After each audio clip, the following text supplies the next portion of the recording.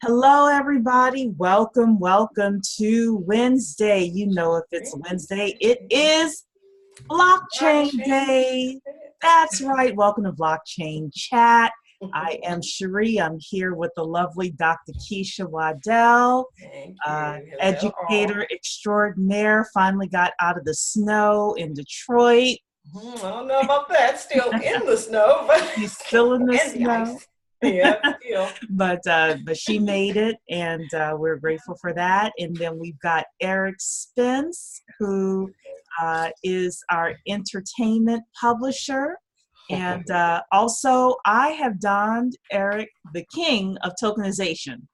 So we're welcome. Glad to be here tonight to talk with everybody about our topic, which is the top blacks in blockchain. But before I do that, I'm just going to do a couple of quick announcements. Number one, if you are a business owner, if you know a business owner, we are having our virtual conference on 21st century fundraising, talking about opportunity zones, talking about crowdfunding, and talking about blockchain and its upcoming effect on us being able to raise capital for our own businesses. Go to businessfundraising101.com. That's businessfundraising101.com in order to check it out and to sign up. That's going to air on December 4th, but it is a virtual conference, so you can take it right from your home or your office or listen to the replays. Number two, Atlanta is happening February 5th, 16th and 17th, 2020 in Atlanta. Couple of things I need you to do for me. Number one, ask for your time off now. This is about 4 months away. And number two, at least reserve your hotel room because we do not have blocks on the hotel room. So if you go to any of the emails that we send with the upcoming events on it, you'll see the Eventbrite link. And then from there, you'll see what hotel we're staying at. At least do that so that you can have your space reserved. So that's happening February 16th and 17th. And that Monday is President's Day. So hopefully you have the day off. If not, you want to ask for it off. Okay. And also, I had a special surprise in my inbox yesterday. Mr. Rob Morton, BBC, has written a book, and he sent me a preview copy. So I'm going to be looking at it over the weekend. But if you have a book, so we have Jackie's book here. Jackie Hayes has Blockchain Basics, Teen Edition. Yay, Jackie. She is a BBC member. We got our copies. I'm supposed to be getting a copy of Eric's book, Eric Guthrie, Blockchain or Die, also another BBC member. If you want to write a book, you want to even come on the panel and promote your book, you know how we are. We love to promote what you're doing. If you have something special that you're doing, let us know so that we can promote you. So, Dr. Keisha and Eric, do you have any other announcements before we get started with today's conversation? Oh, I want to tie in with that book release. We have a course that accompanies the Blockchain Basics Teen Edition. Mm-hmm. Definitely check out blockchainstudies.tech and visit the e-course that goes with the book. It's really, really Absolutely. Good. Very and, turn your teens onto it. It's real quick. It's about 15 minutes. They can handle it. Yes, it's yes. Really engaging. So I was on the phone today. I'm going to go off on a little bit of a tangent, even though it's not going to be long, just like 30 seconds. So I was on the phone today with somebody who was talking about the fact that, we need to do more things to get more of our people involved in technology, period. So whether or not a person decides they want to do blockchain and they want to be a blockchain consultant, that's irrelevant to me. I just want to see more Black people involved in tech. I had a conversation with a recruiter with 20 years experience in recruiting. And one of the things that I asked her was, what industries did well during the last recession? And she said 3, only 3, IT, healthcare, and sales. I'm going to repeat that. IT, healthcare, and sales. Everything else went down in terms of the labor market stopping, except for those three. And she teaches other companies how to start and grow staffing businesses. So it wasn't just her staffing business, it was what she was seeing with all of her clients worldwide. So we got to get our kids, especially, more involved with technology. That doesn't mean they need to be coders. I was on a live last night with a African man, Kwame. Don't ask me to say his last name because I can't. But he was talking about the course that he has to help people become data analysts. And it's a 12-week course, and he teaches you this specific program that he uses, and he teaches you how to either get a job or get clients if you want to be an independent contractor. He helps you work on your resume. And at the end of the 12 weeks, you build a portfolio so that when you go in to the HR or the CIO or whomever that you interview with, you're able to show them your portfolio, talk about, the things that data analysts talk about. I don't know, all the lingo, and get these jobs that are starting at $70,000, $80,000. Okay. There are a lot of people out there, and I know I'm going off on a tangent, but it's just something that I've really been looking at. There are a lot of people out there that are trying to get more Black people involved in any form of technology, no matter what it is that you,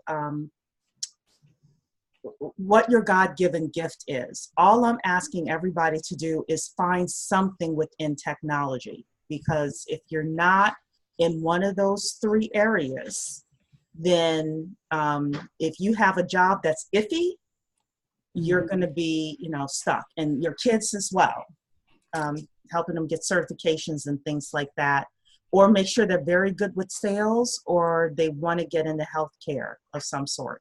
You know what, and Cherie, I really want to piggyback on that, because even as teachers, that job has really become data analysis. It really, really, really has. Accountability is huge, and data-driven decisions. It drives everything. It drives informs your instruction on the day-to-day. It drives school improvement planning. So it really is. So to say it another way, get on this bandwagon, because the bandwagon will come to you, basically, and you'll find yourself having to retool anyway. So, it's important. It really is important. And that data analysis piece, really, that covers a lot of jobs now. Yes. And if you can present data in a way that's visual and easy to understand, you're ahead of the game. And corporations and companies, whether they're small businesses or large businesses, are making decisions based on data analysis. Absolutely. So even if you're really good at taking those charts and looking at them and interpreting them, there are jobs for you. There are a ton of jobs out there. So yes. Eric, do you want to say anything else before we get to the topic of the day? No, that was it. I mean, that's fantastic. The only thing I was just going to say, just to plug it in again, is virtual conference, December 4th. It's going to be coming up. We got amazing speakers there. And I want to say too, we have, right now I'm noticing some things, some conversations taking place around opportunity zones. I'm just going to tell everyone, you do not want to miss the conversation that happening, that does happen within the conference on opportunity zones. To me, it's just amazing. As much as I'm watching people talk about it, I think that we really attack this in one of the most nuanced ways, that I've ever seen done. So I'm really excited, just to see this. Yeah, I mean, the panel discussion that we had really did dig into the fears and concerns that we have, and how do we turn that into true opportunities for us instead of just being victims. So absolutely. Yeah, you're absolutely right. Okay, so I'm going to share my screen here, and On LinkedIn, I was tagged with this list, and they called it Black People and Cryptocurrencies, Blacks on the Blockchain List. And it started off with 100 people, and it's grown ever since. And they are already affiliated with Howard University Blockchain Lab. They're doing a lot of work on, educating people on blockchain. And this was a list of the top Blacks in blockchain. So let's take a look at some of the people that are on this list. And then each of us has selected somebody to go in and discuss a little bit more. So Dr. Keisha, Eric, and I have a person that we want to highlight, not necessarily because they're super important or more important, but just because we think they're interesting for some specific reason. So Arthur Hayes is number one. He heads BitMEX, and all I can say is if you haven't heard of him, you better Google him. Sarita Hines, of course, friend of Black Blockchain Consultants with Trustabit, a wonderful person. But there are a lot of people on here I don't know. So one of the things I want to do is go through and really connect with all of these people. Anthony Elaine from 4 Blockchain. He is the chairman of Cryptocurrency Marketplace and blockchain developer in the UK. And I'm not going to read through everybody. I'm just going to pick a few that I think are interesting here. Eduardo Jackson with Cinema Draft, blockchain-based predictions game focused on the film industry. So one of the great things about this list is you're getting to see a lot of different types of people in terms of the projects that they're doing. And hello, Talisha. Great to see you here tonight. Sean Wilkinson of Storage. He's the founder of the first decentralized computer storage service, or co-founder. I think he's a co-founder. Crystal McFarlane, who is going to be our keynote speaker in Atlanta 2020, heads Patientory, health records maintenance on the blockchain. We have here Eric Anand of QBitX, an African-based crypto exchange. You have another twin, Steve and Sam Williams, blockchain invoicing financing platform. We have connected with this person already, Farah Allen, the lab's blockchain solution to the music industry. I remember having that interview with her. It was really great. You got Mike Mole here, real estate blockchain solution. Again, for anybody who's just coming in, these are some of the top Black people in blockchain. So you're seeing here that we are doing this. I mean, we're really getting involved with this, and I'm so proud of our people here. So you've got Kobacoin, a mobile phone payment services and cryptocurrency in Africa. Tavania Evans, who heads Guap. We know her very well. Reggie Middleton, who was part of our first virtual blockchain summit, and the replays are available. If you want to check that out, you can go to blockchainstudies.tech and look for our blockchain virtual summit. Hear from Reggie. You got a supply chain person here, Constant Taylor, founder of Link Chain. I'm just going to read like 3 or 4 more here. You've got somebody here doing education of digital assets and development of blockchain ecosystems, Pascal Natsama. Let's see here. Oh, here is a good one. Somebody doing agriculture, Baron Baker. So he's doing agriculture. So we have people working on a lot of different projects here. So Matt Arnett is using blockchain for underwater archaeology, determining ownership rights via tokenization, and he's in the Bahamas. We'd love to join him in the Bahamas. You got a telecommunications blockchain solution, Mayande Walker, and got Ingrid LaFleur from EOS Detroit. We know who she is. if you want to hear her story, you can go to our YouTube channel and put in Ingrid LaFleur, and her what do you call it? Interview will come up. You got the Gentleman of Crypto here. So you got Kendra, my girl out in Atlanta. She'll be at Atlanta 2020 with us. And looky here, And our we made own. it on the list. It is Black Blockchain Consultants. Even though it says my name, it's all of us that made it here, discussing new career opportunities in blockchain. And then if we go a little bit further, we got another person on the list. This is Alicia Shine, healthcare IT professional. So what we want to do is all of us are going to highlight a specific person that kind of jumped out at us. And I'm actually, let me read the comments here, just make sure. Where can we get a copy of the list? I'd like to invite them on my show. Email me at info@blackblockchainconsultants.com and I will send you a copy. Or if you are in Flock, I'll put it in there as well. That's our inner circle. I don't think they have it on a website. It's just a Word document that was sent to me that I had to download. So with that, Eric, why don't we have you go first? Who was your person that you want to feature?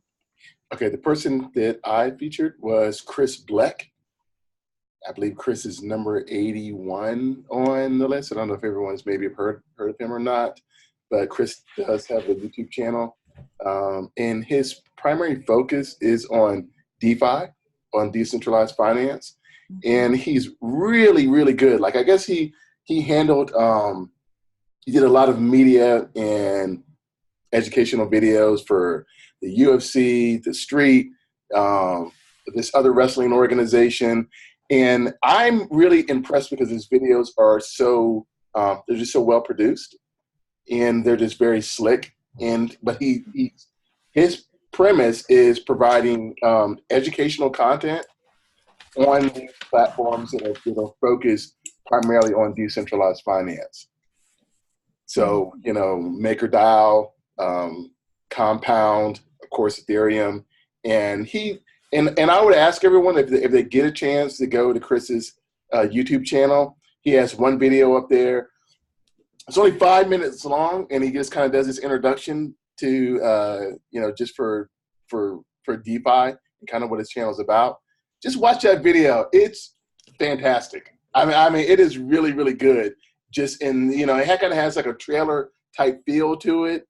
And, it kind of kind of builds up, and he really does say some great things in it. And you see the comments in there that people are like, wow, my ears are buzzing after hearing you talk. So, yeah, Chris Bleck, I think he's one of these people. I think he's doing some great things. So I want to highlight him. Cool. One of the things that that is so important in the blockchain space and just technology period is for us to have an edutaining environment. So if it's just educational and it's very dry, then you're not going to get mass adoption and people interested. If it's all entertaining and no substance behind it, then, we're just all entertained with nothing really to support it, yeah, and to add, yes, and it doesn't push us farther. And okay, I'm going to say something political here, but it's not really political. Y'all remember when Kanye went to the White House? Yes. And yes, it was a wild thing, a wild 20 minutes that he had. Yes. However, there were things he said in there that were very true. And one of the things he said was, our kids need a different type of education system. They're on their phones every day. Why aren't we adding more gaming? Why aren't we adding different ways that they learn so that we can meet them where they are? They don't want to sit at a desk all day. And I know Dr. Keisha's an educator in the school system, but And that's what I do, though. I'm right with them. That's exactly how I do it. Yeah. You know, and Chris Black, now I haven't seen any of his videos, so I'll definitely go and take a look at it. But if he has a way to inspire people, young and old, through the production of high quality videos, and it's edutaining, and there are others of us that can do the exact same thing, then he's adding to the ecosystem, you know, because all of a sudden people who never would have clicked on a BBC video, for example, will click on his video, learn something, and then filter into some of the other more structured, and formal videos. So I'm going to throw that out. You know what? You're absolutely right. Can I just add one thing that I think that probably is giving Chris an edge, and it's something that we talk about as a group, especially the officers. Chris is focused primarily on the end user experience. So that's where he's approaching it at, which I think that's why I think his videos go over so well. So. I think the other aspect of it is that there doesn't need to be high quantity or that high production value. Again, that's a very nice entry point, but quality content will always get you where you are. Gary Vee always says it best, you know, content is king. So you have to produce valuable content for them to consume. But like I said, those quick, you know, seconds of, hey, this is my Insta story and I have something to share with you with an update. People like that because that's consumable and it does do what it needs to do. So it doesn't have to be, I always say, like, you don't need the high equipment, you don't need the right lighting and the greatest camera and this. You can give the information in a very consumable way. It just has to be quality information. And that content is really what we're trying to provide here at BBC. And you know what, too, a lot of times if you're that person who has that content, and then somebody else is that person who can make it look cool. Exactly. We can work together. Absolutely. And I'm telling you, I'm that person. I can make stuff look cute. I will 100% I just got too much on my mind to try to figure out everything and do that a lot of times. But you know, that really is where we're at. And really, that's the thing I love about this space. It's collaborative. It really is. Definitely. And, you know, it really is. And in terms of an ideological standpoint, you know, being decentralized, it brings everybody together. You know, it brings everything to the edges and out of the center. So I love it. Great. Okay, Dr. Keisha, who is your person? My person is Crystal Houston. And, you know, I did a little something here. I mean, I just made a little something for us to see. This is an example of how her thing is always so pretty.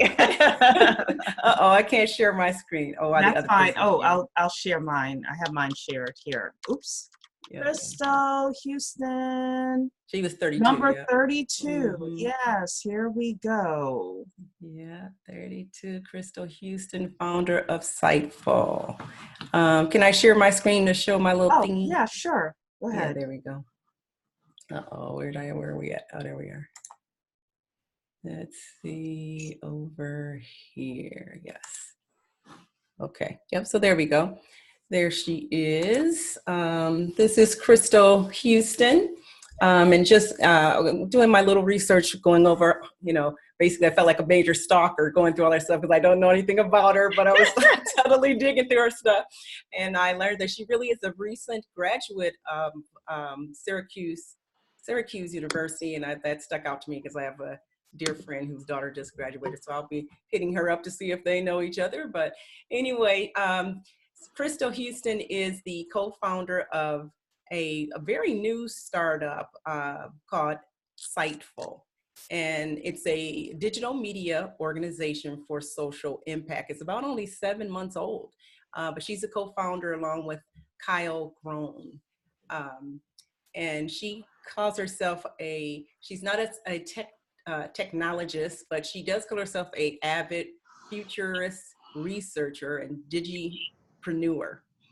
She, looking through all her stuff and her blogs and whatnot, she is a communications architect. She really writes well and she's funny, you know, and but solid, you know, her writing is rooted in sound content, much like you were just talking about, Talisha. But anyway, she is a communications architect who leverages data to craft future forward businesses, startup businesses, and even what she calls start overs.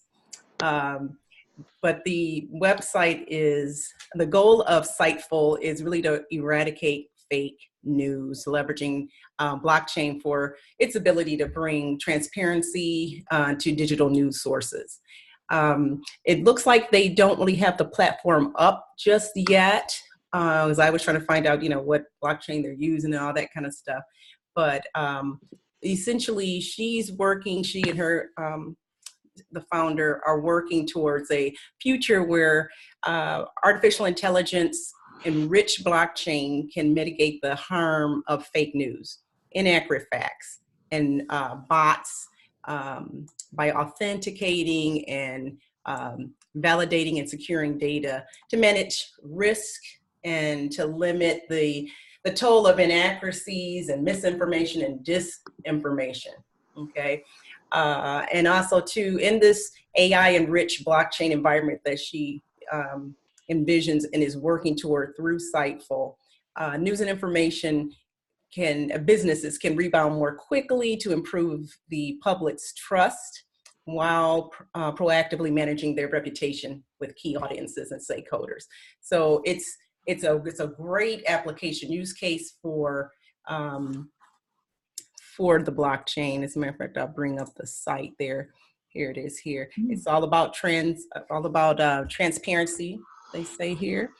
And the process, again, that because there's kind of no product to see just yet. They have like kind of a scoring approach that they use. And I don't know if I don't know if it's a browser approach or how they're going to necessarily do it, but they'll monitor and measure content and validate details. So do a lot of fact checking to the, on steroids, I imagine, because they'll be using AI to probably scrub the web and do different things like that. And another piece that's pretty interesting about it too is that they have a scoring approach or something like that, but the other piece is that it's not just one way. I like this part right here. It says readers can measure the value of additional citations as well as ask questions and pose opposition. So it creates a dialogue around content. So news isn't just a monologue. I thought that was kind of brilliant there. So anyway, I thought that was awesome. So I'll be watching them. Like I said, it's really brand new, only 7 months in, but yep. I've started stalking her, so I'm going to befriend her. Well, good. Well, you know what? Right now probably is the best time to stalk her because they probably are building their team. So if you wanted to get, and I'm not saying be part of full time, but, just write a blog or write a Medium article or something like that about what they're doing. Now's the best time to get in touch with a lot of these people because they're still trying to get some traction. The other thing that I think just socially from a Black perspective is police shootings and police issues and things like that within the Black community. A lot of Black people don't trust CNN, ABC, all of these, even Facebook now, and Twitter, you're like, you got to be careful who you get your news from. So I wonder from a social justice point of view how this is going to work, because it would be interesting if we as a community felt like, okay, if Siteful says, it's true and they validated whatever sources, if the majority of us would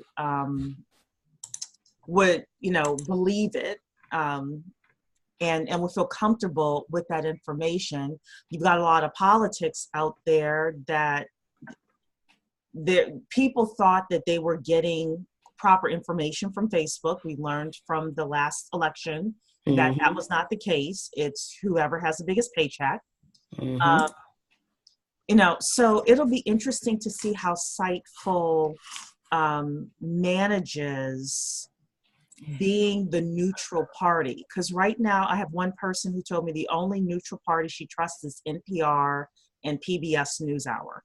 like everybody else, she just doesn't trust them as news sources. And you know what's kind of funny about that, because I'm a total NPR, public radio nerd, big time. Everybody has bias, even that. You have to really just be honest about it, and that's one of the things I teach my students. Being in a media-driven society is that I teach them that you got to evaluate your sources. And again, but see, this is the kind of stuff we're up against. Let me just show you this. I didn't show you on their website. This is the thing that's scary though about it, is because even in your due diligence, these are the kind of things you're up against. Are you guys seeing this deep fakes? Yes. Are you guys familiar with deep fakes? A deep fake is definitely That's scary, isn't it? The deep fake a thing viable, right. Yes, I mean, and it looks so real too. Oh my gosh. And the thing is, it's just like my dad always says, the thief's job is to steal. So when they come out with all this information to let us know about it, the hackers are one step ahead. They're already one step ahead. Because you can see how they were talking. I saw this special when they did this special. And you can see kind of around the mouth, things are kind of fuzzy and all that, where you might be able to look at it, but people aren't looking that deep to a lot of stuff. No, and that's going to get even better. Mm-hmm. Yeah. So look at that. But just as we taught people how to do phishing schemes, I know everyone has had this, and even if you're in corporate America, you have the phishing training that everybody has to go through at least once a year, where your company mandates you to go. It's like, look at the email address and look at, hover over top of it. Is it a viable link? These are also some of the things. The videos are very sophisticated. Very. They're going to look and have a very specific feel to them. So this is going to be, very much one of those things, that another hurdle that we'll have to go in our due diligence of looking and surmounting whatever information is out there for us. So, but there's ways to combat things. And, again, this is where due diligence, it's going to have to come to. You just can't rely on everything and every piece of information that is proliferated to you. Exactly. And then that's what I do is digital literacy. I always try to just infuse that into my instruction. Because I teach my 10th graders, research papers, to do research papers. So you have to do exactly the things you're talking about when we're talking about finding a legitimate source and all that kind of stuff. So I'm interested in this. So insightful. I'm going to be watching. Awesome. Yeah. That's awesome. Okay. Yeah. Talisha, who do you have on your list? I had Gerard Newkirk. Okay. I was actually introduced to this gentleman. Yes. Is it G-E-R? G-I-R-A-R-D. Okay. Gerard Newkirk here. Yes. Okay. So this is KWH Coin, and specifically he is the Chief Executive Officer of KWH Coin and also a Google for Startups alum. He's also a global goodwill ambassador. I'm going to read that little portion of his company because I thought this was interesting. It's a renewable energy asset management company that provides solutions for off-grid populations and beyond the meter services. And what I really like is that this is a energy as a service. We've probably heard of SaaS before, software as a service. Now we're moving into energy as a service. And leveraging, again, not only the blockchain, but also the aspect of a coin that can be maneuvered through the platform in order to make this asset viable for all to consume and to actually utilize. So I thought that was a very interesting way, again, of leveraging the things that we really truly need, which, again, we talked about this just the other day, energy. How do we even capture the ability to say, I have a surplus, therefore it can be utilized somewhere else. And in his aspect, it's not only capturing the excess, but to use it in populations that do not have access to it. So those are truly off those meter or off the grid individuals that truly do need a way and a mechanism by which to attain this, and also to be a part of it. So not only in the sense of just as a consumer, they too can contain their own energy and then sell it back and do whatnot. So there's a reciprocity and a symbiotic aspect to this. So I think that to me is very intriguing from that perspective, again, because we always talk about physical assets and whatnot. And here, energy is something we all know very much about, how to use it, what we have, all of those things come into play. But now to give it a new and a fresh look also with the ability to actually utilize it for our own purposes, not just to be regulated. Like if you have this only power company in your town, I know that's how it is here. You have one person that gives it to you and you can only use that one person for your energy source. You're kind of stuck, and that monopoly has played out in many of our neighborhoods and in our own community. So this is another way to, again, to step out of that kind of monopoly and have something that is very viable and that you can select and choose to how to use it. Yeah. So you know what I'm encouraged about? Oh, I'm sorry. I was just going to ask, where are they in their development process? Do you know? I believe they're very far along. I know he does a lot of traveling. He's at a conference right now having this discussion about blockchain. So he's based in North Carolina. Okay. So, yeah. I was just going to say to our viewers, I know a lot of times when we talk about blockchain, and they've probably heard about blockchain, it's always about fintech and different things like that. So I think this is important, how many social impact applications we've just covered, just with these few, and then I know at one point, blockchain was the buzz to just about save the world kind of thing. But, at the same time, there really are a lot of applications where this really will show up. Absolutely. Yeah. I'm really encouraged that so many of us have stepped in so many of the different areas. This is exciting. Yeah. It also leads to, again, the newness of it. Yes. We're at the very new, and just to see us participating at this level is very encouraging. Yes, I think, just like I said, we know that we are early adopters, and some of these people are actually the innovators. So we're kind of neck and neck right now, which is again the best place that we can be. Yeah. One thing I do want to add to Talisha, and this is something I think we kind of talked about it last night, was, what an amazing combination with this and tokenization. Exactly. Right? Wow. Man, you imagine that now, that you're able to buy energy token. Incredible. Exactly. Hold on to energy until you use it. And then, okay, now I want to buy a piece of real estate. Let me go get my surplus energy. And, oh my gosh. and turn that in, and now I can buy my house. And I can buy real estate. That's what I'm talking about. Just value for value exchange economy.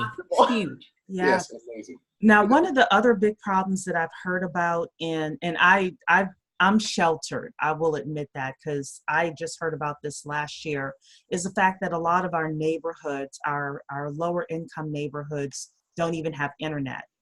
So the kids are not able to learn how to code, and they're not able to do some of the more sophisticated things, not because they don't want to, but because their neighborhoods don't have internet. And these are major metropolitan areas.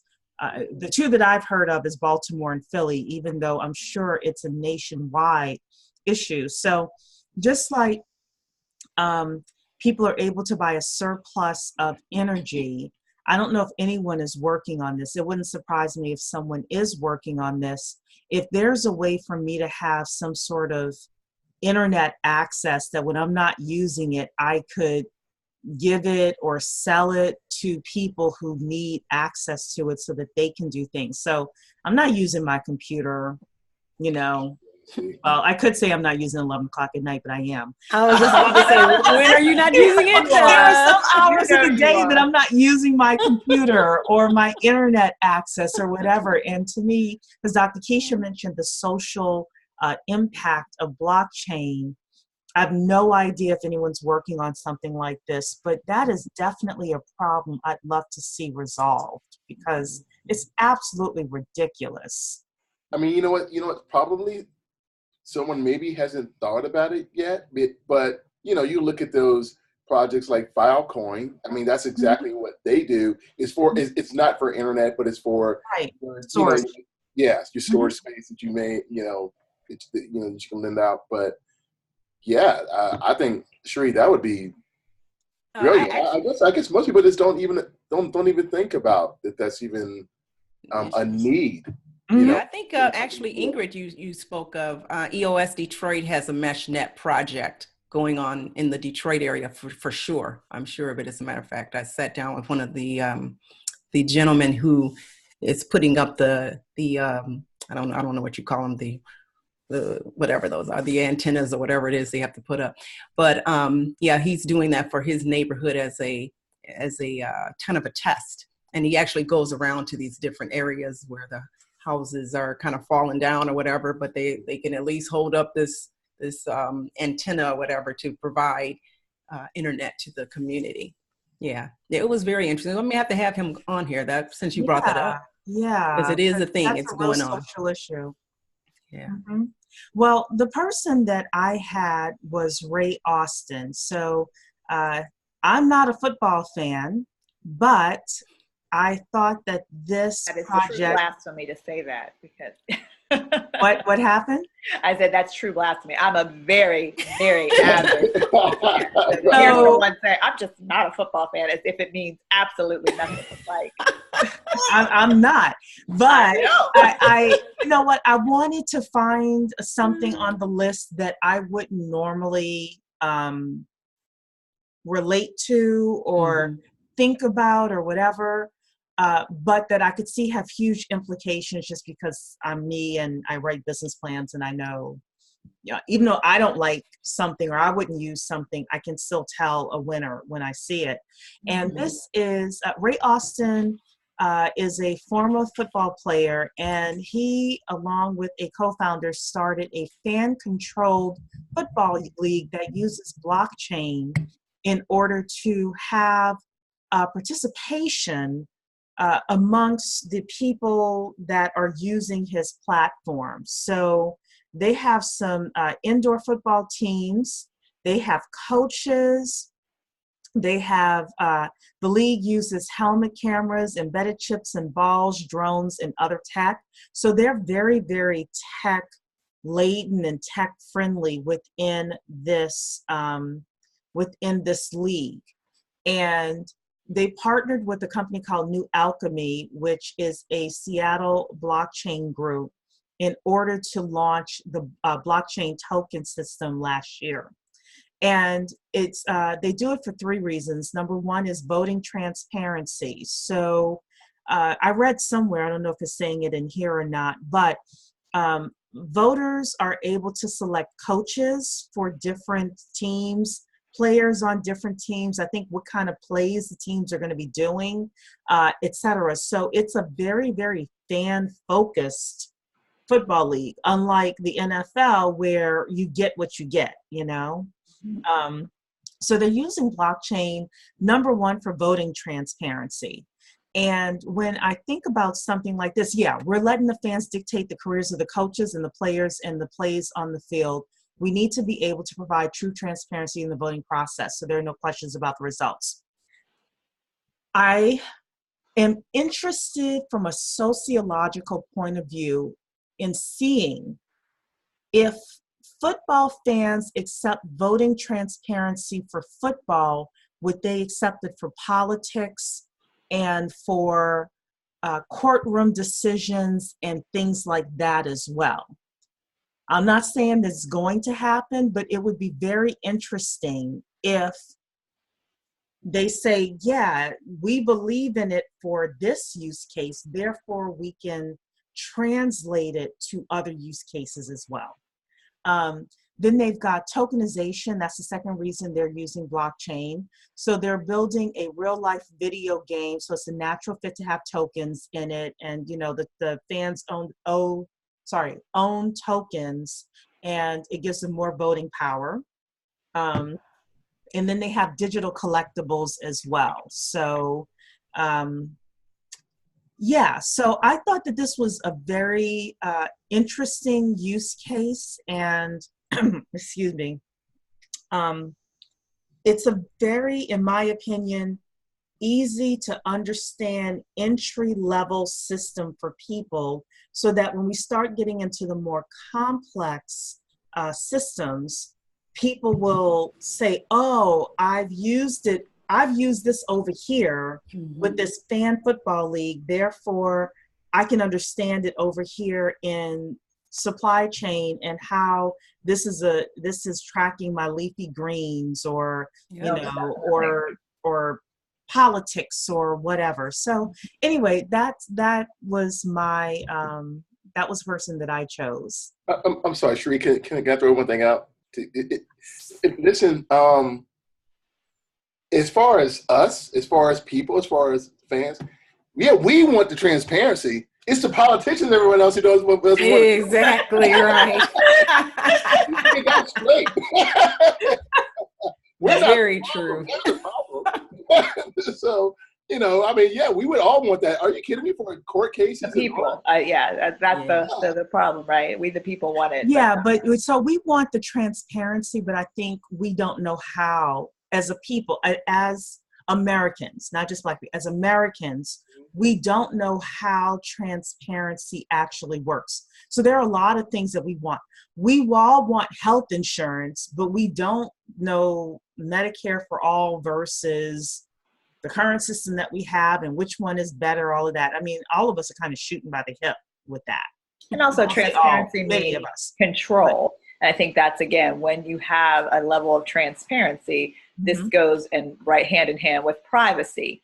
And so people want to, mock and say, no, I don't want to, I'm not releasing anything, but then you can't participate if you don't participate. So we come into these kind of things, and this is a great way where I think if you are an avid football fan, you're more likely to vote and you don't care, to say, like, yes, I'm a Steeler fan. That's, everybody should know this in the world, and never address me as anything else. Like, that would be fine. That would work throughout that part. And also we're having that consistency also of where that placement is, where those voting things show up. And again, selection. So now that you have to piece part things together, this makes it a much more even, like, one step up from fantasy football. So you're taking it where we could never really even conceptualize fantasy football many years ago.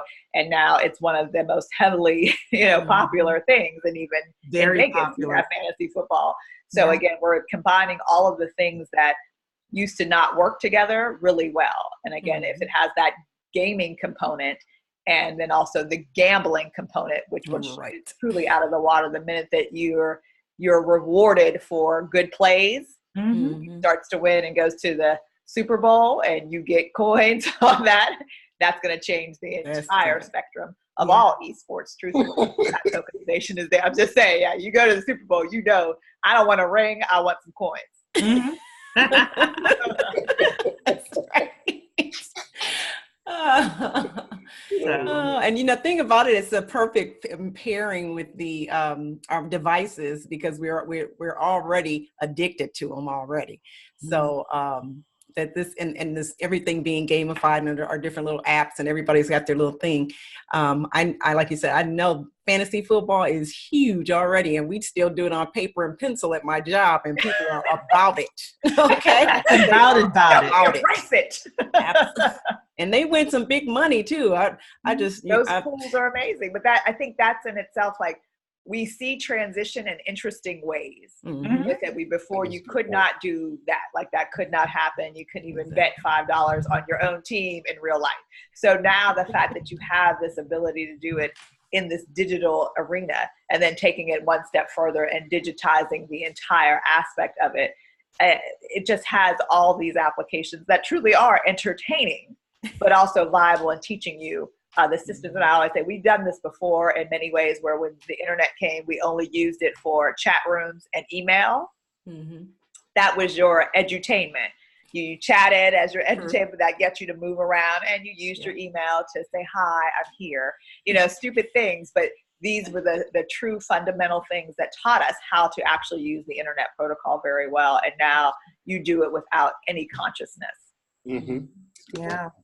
So I want to show one more thing before we head out here.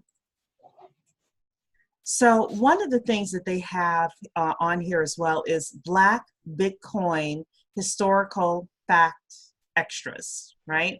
I just want to read through these because, again, we are often left out of technology history, American history, all sorts of history. And this list here did a great job of showing some of the contributions that we gave to blockchain and Bitcoin. So the first is October 2013, Carolyn Malachi became the first recording artist ever to accept Bitcoin for purchasing her music, upon realizing some of her fans were prohibited from paying her via PayPal. That was October 2013, so go Carolyn. Go Then Carolyn. November 2013, Eduardo Jackson of Cinema Draft launched and penned the first blog targeting Black people in the blockchain space. Mel B in 2013 was the first mainstream artist to accept Bitcoin payments. So we've got a Spice Girl there. Dope in 2015, first feature-length film with the Bitcoin theme, had a Black cast. It was also the first movie to accept movie theater ticket purchases via Bitcoin. What were you saying, Dr. Keisha? That is a great movie. That's a great movie. But my goodness, I did not know that piece there about the ticket purchases in Bitcoin. Awesome. Yeah. So, none. And then what is this here? 2017. Demetric Lamar Ferguson is 1/3 of the founding team behind the Bitcoin podcast, one of the oldest news programs, having launched in 2009. Then Gentlemen of Crypto was the longest running live daily weekday cryptocurrency video news program by anyone. That is by Jay and Bitcoin. And they began in June 2017. Then 5 days later, The Modern Investor premiered his first cryptocurrency video episode with nearly equally prolific content. Wow, I didn't even know he was Black, The Modern Investor. There you go. Yeah, because most of the time for his videos, like he's never on the screen. It's he's only narrating his content. So wow. These folks up. Then next is Arthur Hayes. BitMEX was the first platform to offer Bitcoin futures. Sean Wilkinson's storage marked the invention of the decentralized blockchain storage. Ryan Robinson's Conduit marked the first decentralized use of quantum level power. We need to talk to him. I'm super interested in quantum computing. I know, me too. Tim Akindo was the software developer who set up the first full Bitcoin node in all of West Central Sahel, Great Lakes, and East Africa. Nodes were in South Africa and Tunisia. Black Blockchain Summit, the first U.S. conference for Black blockchain crypto professionals, debuted at Howard University in September 2018. We were right behind them in November. Oh, I was just about to say, are we in there? That's okay. You're still on the list, both of you guys. We're still on the list, yeah. So the first published book targeted the Black community in the U.S. was Isaiah Jackson's Bitcoin in Black America. Very proud of him. Dr. Keisha has her copy. And Black People in Cryptocurrency, the first discussion group to focus on live streams of Black-led blockchain and cryptocurrency startup founders and professionals. They launched in 2017. And again, they were the ones that put this list together. So again, what was that saying? This is your week in Black history. Whatever that.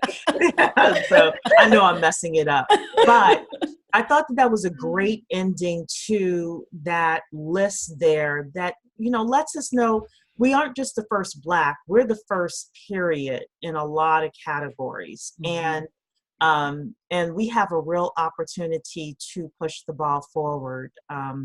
So anybody else have anything else to say? We got 4 minutes left. I'll give you some final thoughts. That is a great list, and I really appreciate being on the list. Yeah, congratulations to you both. Yeah, and we've said it before too about going where how we said that, going where the puck. Yeah, skate where the puck is going. Skate where the puck is going. That we're in there big time. Yeah, very proud.